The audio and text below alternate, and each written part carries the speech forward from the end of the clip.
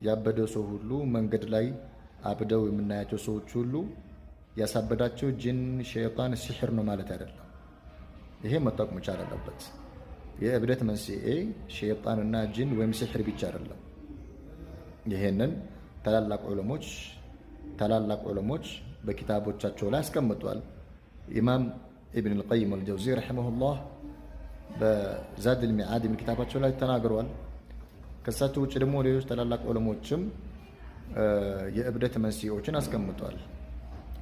እዛ ሲያስቀምጡ አንደኛው ሐዘንና ጭንቀት ማብዛት፣ ጭንቀትና ሐዘን ማብዛት ለእብደት እንደሚያጋልጥ ይናገራሉ።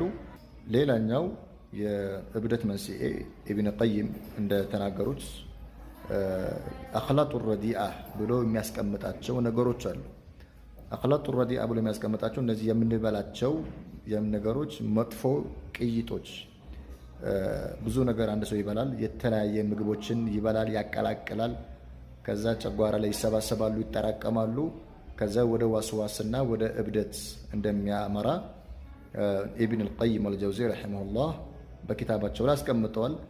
እንዲሁም ኢብን አልጀውዚ ደግሞ ሌላ ዓሊም በኪታባቸው ተልቢስ ኢብሊስ የሚል ኪታባቸው ላይም የእብደት መንስኤ ብሎ የሚያስቀምጠው የምንበላቸው ምግቦች፣ ምግብ ከላይ መጨመር፣ ምግብ ማቀላቀል፣ የምግብ ቅራሪዎች ጨጓራ ላይ መሰብሰብ፣ ከዛ በኋላ ልብ ማፈን፣ መጨናነቅ፣ ፍርሃት ያመጣል።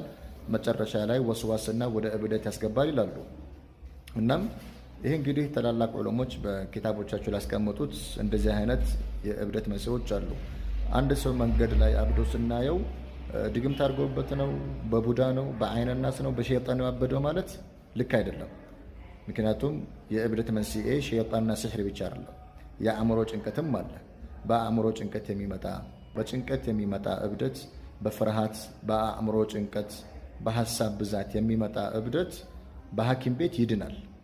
ሙሉ በሙሉ በሳይካትሪ ሕክምና ይድናሉ። እነዛን ሰዎች አጋጥመውናል፣ አይተናል። የዳኑ ሰዎችም እናውቃለን።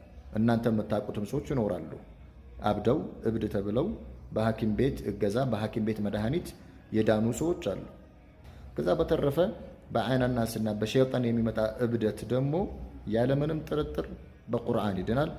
ይህንን የሚያውቀው ሰው ያውቀዋል፣ የመኮረው ሰው ያውቀዋል። እና አተል ኩርሲ የት ላይ መጠቀም እንዳለብን ማወቅ አለብን። አተል ኩርሲ ሙሉ በሙሉ ለሸይጣንና ለጅኖች ፍቱን መድኃኒት ነው።